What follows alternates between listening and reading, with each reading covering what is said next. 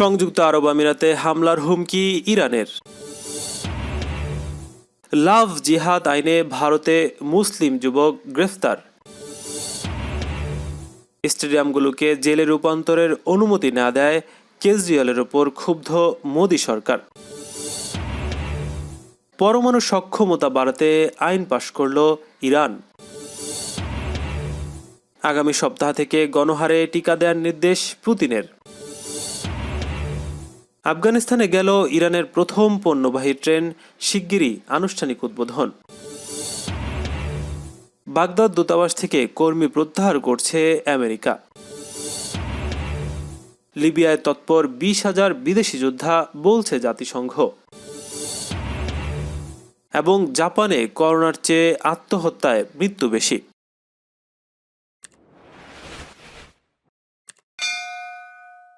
সংযুক্ত আরব আমিরাতে হামলার হুমকি দিয়েছে ইরান। আবুধাবির যুবরাজ ও আমিরাতের ডি ফ্যাক্টো শাসক মোহাম্মদ বিন জায়েদের সঙ্গে সরাসরি যোগাযোগ করে ব্যাপারে নিজ দেশের অবস্থান জানিয়ে দিয়েছে তেহরান।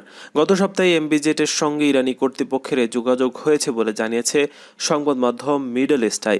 আমিরাতের উচ্চ পর্যায়ের একটি সূত্র মিডল ইস্ট আইকে জানিয়েছে, যুক্তরাষ্ট্রে ইরান হামলা করলে তার পাল্টা জবাব হিসেবে আমিরাতে হামলা চালাবে তেহরান।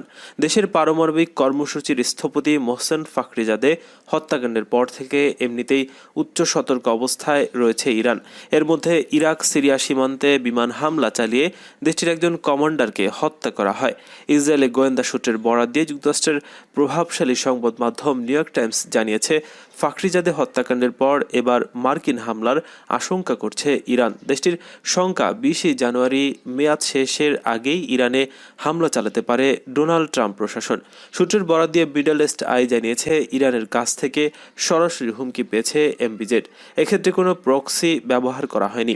ইরান এমবিজেডকে সাফ জানিয়ে দিয়েছে, ফাখরিজাদে হত্যাকাণ্ডের জন্য আমরা আপনাকে দায়ী করব। ইরান থেকে আমিরাতের দূরত্ব মাত্র 70 কিলোমিটার। দীর্ঘদিনের অবস্থানের বদল ঘটিয়ে 2020 সালের সেপ্টেম্বরে যুক্তরাষ্ট্রের মধ্যস্থতায় ইসরায়েলের সঙ্গে সম্পর্ক স্থাপন করে আরব আমিরাত। এই ঘটনায় ক্ষুব্ধ হয় তুরস্ক ও ইরানের মতো দেশগুলো। দেশের শীর্ষ পরমাণু বিজ্ঞানী মোহসেন ফাখরিজাদে হত্যাকাণ্ডের জন্য ইসরায়েলকে দায়ী করে তেহরান। ইসরায়েলের সঙ্গে চুক্তির পর আবুধাবির হোটেলগুলোতে বাধ্যতামূলক ইহুদি খাবার রাখার নির্দেশ দেয় কর্তৃপক্ষ। ইসরায়েলের নাম উল্লেখ না করেই আমিরাতে ব্যবসার ক্ষেত্রে বিদেশিদের শতভাগ মালিকানার বিধান করে কর্তৃপক্ষ। উদ্যোগ নেওয়া হয় অ্যালকোহল গ্রহণ ও অবিবাহিত যুগলদের একসঙ্গে বসবাসের মতো বিষয়গুলোকে আইনি বৈধতা দেওয়ার। ইসরায়েলের সঙ্গে সম্পর্ক উন্নয়নের ধারাবাহিকতায় 13টি মুসলিম দেশের নাগরিকদের নতুন করে ভিসা দেওয়া বন্ধ করে দেয় আমিরাতি কর্তৃপক্ষ। আমিরাতের যেন ইসরায়েলি নাগরিকরা স্বাচ্ছন্দ্যে বোধ করেন তার উপর জোর দেওয়া হয়। উদ্যোগ নেওয়া হয় সরাসরি বিমান চলাচলের। এমন পরিস্থিতিতে মার্কিন হামলার জবাব হিসেবে আমিরাতকেই বেছে নেওয়ার কথা জানায় ইরান। ইরানের এই হুমকির বিষয়ে মিডল ইস্ট আই লন্ডনে নিযুক্ত আমিরাতি দূতাবাসের সঙ্গে যোগাযোগের চেষ্টা করলেও তাদের কাছ থেকে কোনো সাড়া পাওয়া যায়নি। হিন্দু নারীকে জোরপূর্বক ধর্মান্তরের চেষ্টার অভিযোগে ভারতের উত্তরপ্রদেশে এক মুসলিম যুবককে গ্রেফতার করা হয়েছে। বিতর্কিত লাভ জিহাদ আইনে ওই যুবককে গ্রেফতার করেছে রাজ্যের বরেলি জেলা পুলিশ। এ নিয়ে উত্তরপ্রদেশে লাভ জিহাদ আইনে প্রথম গ্রেফতারের ঘটনা ঘটল। গত মঙ্গলবার এক টুইট বার্তায় বরেলি জেলার পুলিশ বিষয়টি নিশ্চিত করেছে। বিবিসির প্রতিবেদনে বলা হয়েছে, গত সপ্তাহে নারীর বাবা অভিযোগ করেন এক মুসলিম যুবক তার মেয়েকে ধর্ম পাল্টানোর জন্য চাপ দিচ্ছে। এছাড়া সে যদি রাজি না হয় তাহলে তাকে হত্যারও হুমকি দিয়েছে যুবক। ওই মুসলিম যুবকের সঙ্গে মেয়েটির প্রেমের সম্পর্ক ছিল বলে জানা গেছে। তবে চলতি বছরের প্রথম দিকে অন্য একটি ছেলের সঙ্গে মেয়েটির বিয়ে হয়ে গেছে। গ্রেফতারের পর বুধবার ওই যুবককে 14 দিনের কারা হেফাজতে রাখা হয়েছে। তিনি গণমাধ্যমকে বলেছেন, আমি নির্দোষ, আমার সঙ্গে এই মেয়ের কোনো সম্পর্ক ছিল না। হিন্দুত্ববাদী সংগঠনগুলোর দীর্ঘদিনের অভিযোগ, এক শ্রেণীর মুসলমান যুবক হিন্দু নারীদের সঙ্গে প্রেমের অভিনয় করে, পরে ধর্ম পরিবর্তন করিয়ে তাদেরকে বিয়ে করে। তাদের মতে এভাবে লাভ বা প্রেমের মাধ্যমে জিহাদ করছে মুসলিম যুবকরা। ভারতে কথিত লাভ জিহাদ বন্ধে উত্তরপ্রদেশ ছাড়াও আইন তৈরির উদ্যোগ নিয়েছে দেশটির 4 রাজ্যগুলো হলো মধ্যপ্রদেশ, হরিয়ানা, কর্ণাটক ও আসাম। এই 4টি ভারতীয় জনতা পার্টি বিজেপি শাসিত রাজ্যে লাভ জিহাদের বিরুদ্ধে আইনের খসড়া তৈরি করা হয়েছে। এসব রাজ্যের কর্তাদের বিরুদ্ধে মুসলিম বিরোধী মনোভাব সৃষ্টির অভিযোগ রয়েছে। ভারতে এই আইনটি নিয়ে মুসলিমের মাঝে ক্ষোভের সৃষ্টি হয়। এটাকে মুসলিম বিদ্বেষী মনোভাব বলে সমালোচনা করছেন অনেকে। এই আইনে সর্বোচ্চ 10 বছর কারাদণ্ডের বিধান রয়েছে। এছাড়া এই আইনে গ্রেফতার ব্যক্তির জামিন নেই। এদিকে ভারতের সংবিধানের 21 নম্বর অনুচ্ছেদে বলা হয়েছে, কোনো ভারতীয় নাগরিককে তার জীবন ও ব্যক্তিগত স্বাধীনতা থেকে বঞ্চিত করা যাবে না। কোভিড গাইডলাইন ভাঙার দায়ে দিল্লি ঘেরাও করে আন্দোলনরত কৃষকদের গ্রেফতার করতে চেয়েছিল পুলিশ। মোদী সরকারের পরিকল্পনা ছিল দিল্লির 9টি স্টেডিয়ামকে অস্থায়ী কারাগারে রূপান্তরিত করে বিক্ষোভকারীদের আটক রাখা হবে।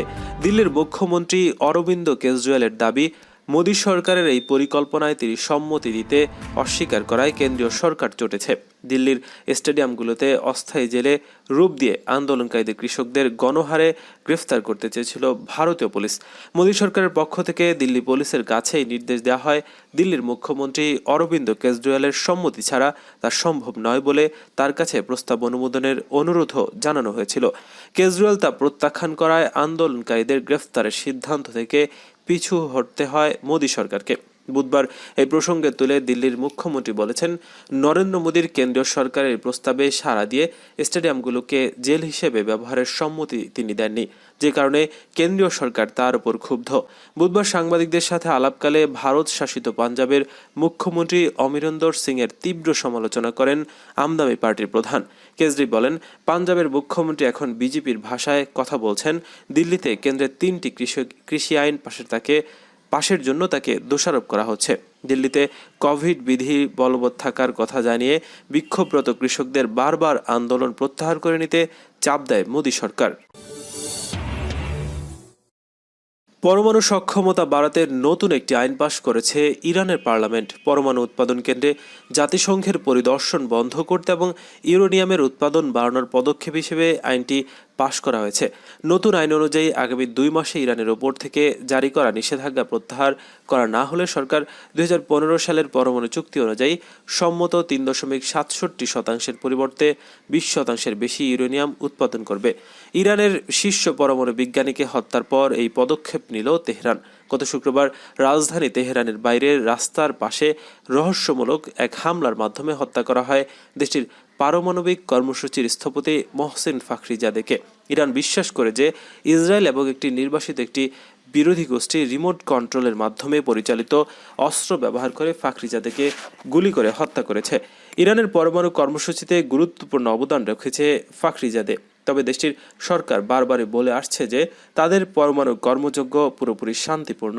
পরমাণু অস্ত্র যাতে উৎপাদন করতে না পারে তা নিশ্চিত করতে বরাবরই নানা ধরনের পশ্চিমা নিষেধাজ্ঞার শিকার হয়ে আসছে দেশটি।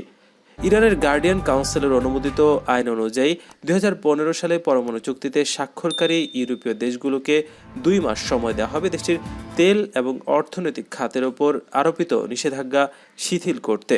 2018 সালে যুক্তরাষ্ট্র এই চুক্তি থেকে সরে আসলে ওই নিষেধাজ্ঞা পুনঃ আরোপ করা হয়েছিল। এই সময়ের মধ্যে নিষেধাজ্ঞা শিথিল করা না হলে সরকার ইউরেনিয়াম উৎপাদন 20% বাড়াবে এবং উন্নত সেন্ট্রিফিউজ বসাবে যা ইউরেনিয়াম সমৃদ্ধকরণে কাজ করবে। আগামী সপ্তাহের শেষ দিকে থেকে গণহারে সম্ভাব্য করোনা টিকা প্রয়োগ করতে যাচ্ছে রাশিয়া। বুধবার এক টেলিকনফারেন্স দেশটির প্রেসিডেন্ট ভ্লাদিমির পুতিন এই নির্দেশ দিয়েছেন। ভ্যাকসিন প্রয়োগের এই তালিকায় চিকিৎসা কর্মী ও শিক্ষকদের প্রাধান্য দেওয়া হবে। গত মাসে রাশিয়ার সরকারের পক্ষ থেকে ঘোষণা করা হয় যে দেশটির উদ্ভাবিত করোনা টিকা স্পুটনিক ভি ট্রায়ালে 92% সফলতা এসেছে। রুশ প্রতিরক্ষা মন্ত্রণালয়ের তত্ত্বাবধানে Gamaleya research institute of epidemiology and microbiology টিকাটি তৈরি করেছে। এরপরই সরকারের পক্ষ থেকে এই নির্দেশনা এলো। রাশিয়া আগামী কয়েকদিনের মধ্যেই 2 লাখ ভ্যাকসিন উৎপাদন করবে। রুশ প্রেসিডেন্ট জানান, শিক্ষক ও চিকিৎসা কর্মীদের শরীরে প্রথম থেকেই এই টিকা দেওয়া হবে।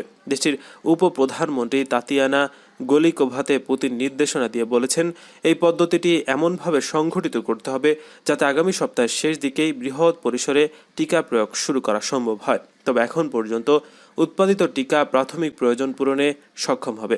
রাশিয়ার তৈরি টিকাটি 2 থেকে 8 ডিগ্রি সেলসিয়াস তাপমাত্রায় সংরক্ষণ করা যাবে।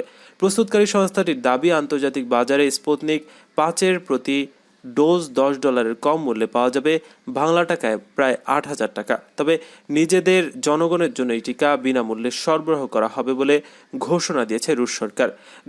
গামালেয়া রিসার্চ সেন্টারের পরিচালক আলেকজান্ডার গ্রিন্সবার্গ এক বিবৃতিতে বলেছেন, টিকার দ্বিতীয় ডোজ দেওয়ার 1 সপ্তাহ পর দ্বিতীয় বিশ্লেষণের উপাত্ত সংগ্রহ করা হয়।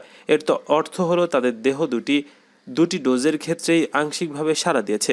টিকাটির কার্যকারিতা ভবিষ্যতে আরও বাড়াতে পারে বলেও জানান তিনি।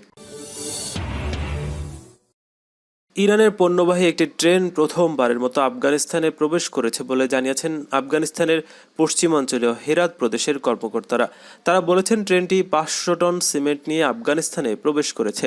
ইরান ও আফগানিস্তানের ইতিহাসে এই প্রথম দুদেশের মধ্যে কোনো পণ্যবাহী ট্রেন যাতায়াত করল। দুদেশের মধ্যে অর্থনৈতিক সহযোগিতা এবং স্থলপথে পণ্য পরিবহনের ক্ষেত্রে এটি একটি মাইলফলক হিসেবে কাজ করবে বলে হেরাতের প্রাদেশিক গভর্নরের মুখপাত্র জিলানি ফরহাদ আশা প্রকাশ করেছেন। তিনি বলেন, ইরানের খাফ শহর থেকে পরীক্ষামূলকভাবে পণ্যবাহী ট্রেনটি হেরাতে পৌঁছেছে। ফরহাদ জানান, প্রাথমিকভাবে খাফ ফেরান রুটে পণ্যবাহী ট্রেন চলাচল করবে এবং দ্বিতীয় পর্যায়ে রুট যাত্রীবাহী ট্রেন চালানো হবে। এই রুটে দৈনিক 4 থেকে 5,000 টন বাণিজ্যিক পণ্য পরিবহন করা সম্ভব বলে জানান হেরাতের এই মুখপাত্র। এদিকে আফগানিস্তানের রেল বিভাগ জানিয়েছে, তারা হেরাত খাফ রেললাইন আনুষ্ঠানিকভাবে উদ্বোধনের জন্য সব প্রস্তুতি সম্পন্ন করেছেন। শিগগিরই ইরান ও আফগানিস্তানের প্রেসিডেন্টরা এই ট্রেন রুট উদ্বোধন করবেন বলে কথা রয়েছে। ইরাকের রাজধানী বাগদাদের মার্কিন দূতাবাস থেকে বেশ কিছু কর্মী সাময়িকভাবে প্রত্যাহার করে নিচ্ছে আমেরিকা। ইরানের শীর্ষ পরমাণু বিজ্ঞানী মোহসেন ফাখরিজাদে হত্যাকাণ্ড এবং আইআরজিসির কোচ ফোর্সের কমান্ডার লেফটেন্যান্ট জেনারেল কাশেম সুলাইমানির হত্যার বিষয় বার্ষিকীকে সামনে রেখে মার্কিন সরকার এই সিদ্ধান্ত নিয়েছে। গত জানুয়ারি মাসে কাশেম সুলাইমানিকে মার্কিন সন্ত্রাসী বাহিনী বাগদাদ আন্তর্জাতিক বিমানবন্দরের কাছে ক্ষেপণাস্ত্র হামলা চালিয়ে হত্যা করে। বাগদাদ দূতাবাস থেকে কর্মী প্রত্যাহার করার সঙ্গে সংশ্লিষ্ট একটি সূত্র বিষয়টি নিশ্চিত করেছে। সূত্র জানায়, মার্কিন জাতীয় নিরাপত্তা পরিষদের নীতি সমন্বয়ক বিষয়ক কমিটির মঙ্গলবারের বৈঠকে সিদ্ধান্ত হয়। সূত্র জানিয়েছে, বাগদাদ দূতাবাস থেকে আংশিক কর্মী সাময়িকভাবে প্রত্যাহার করা হবে। গতকাল মার্কিন টেলিভিশন চ্যানেল CNN এ খবর দিয়েছে। তবে মার্কিন পররাষ্ট্র মন্ত্রণালয় এ খবর অস্বীকার করেনি, আবার নিশ্চিতও করেনি। পররাষ্ট্র দফতরের একজন মুখপাত্র এক বিবৃতিতে বলেন, ইরাকে নিযুক্ত রাষ্ট্রদূত ম্যাথু ট্রেয়াল ইরাকে আছেন, তিনি তার কাজ চালিয়ে যাচ্ছেন। বিশ্বের অন্যান্য প্রান্তেও পররাষ্ট্র দফতর তার কূটনৈতিক উপস্থিতি বজায় রেখেছে এবং সব কাজ স্বাভাবিকভাবে চলছে। যুদ্ধবিধ্বস্ত লিবিয়ায় অন্তত 20,000 বিদেশি যোদ্ধা ও ভাড়াটে সেনা তৎপর রয়েছে, বুধবারে তথ্য দিয়েছে জাতিসংঘ। এই পরিস্থিতিকে মারাত্মক সংকট হিসেবে আখ্যায়িত করেছে বিশেষ সংস্থাটির লিবিয়া বিষয়ক দূত স্টেফানি উইলিয়ামস। এক প্রতিবেদনে খবর জানিয়েছে কাতার ভিত্তিক সংবাদ মাধ্যম Al Jazeera. Libyan political dialogue ফোরামের এক অনলাইন বৈঠকে অংশ নিয়ে দেশটির বিদ্যমান পরিস্থিতি নিয়ে কথা বলেন স্টেফানি উইলিয়ামস। বিদেশি যোদ্ধাদের ওপর এমন উপস্থিতিকে লিবিয়ার সার্বভৌমত্বের মারাত্মক লঙ্ঘন হিসেবে আখ্যায়িত করেন তিনি। এর মধ্যে দিয়ে দেশটিতে জাতিসংঘের অস্ত্র নিষেধাজ্ঞা বৃদ্ধাঙ্গুলি দেখানো হচ্ছে বলেও মন্তব্য করেন এই কূটনীতিক। 2021 সালের ডিসেম্বরে লিবিয়ার প্রেসিডেন্ট ও পার্লামেন্ট নির্বাচন অনুষ্ঠানের কথা রয়েছে। জাতিসংঘ চাইছে এই নির্বাচন ও রাজনৈতিক সংলাপের মাধ্যমে যেন দেশটিকে নেতৃত্ব দেওয়ার জন্য একটি অন্তর্বর্তীকালীন প্রশাসন প্রতিষ্ঠা করা সম্ভব হয়। গত অক্টোবরে স্থায়ী যুদ্ধবিরতিতে স্বাক্ষর করে লিবিয়ার বিবাদমান দুই পক্ষ জেনেভায় 5 দিন আলোচনার পর ওই চুক্তি স্বাক্ষরিত হয়েছে। এই আলোচনায় জাতিসংঘেরও অংশগ্রহণ ছিল। প্রায় 5 বছর ধরে লিবিয়ার দুটি সরকার কার্যক্রম পরিচালনা করছে। এদের মধ্যে একটি সরকারকে সমর্থন দিয়েছে জাতিসংঘ ও অন্যান্য দেশ, আরেকটি ফিল্ড মার্শাল হাফতারের নেতৃত্বাধীন ত্রিপোলির আন্তর্জাতিকভাবে স্বীকৃত সরকারকে সমর্থন দিচ্ছে জাতিসংঘ।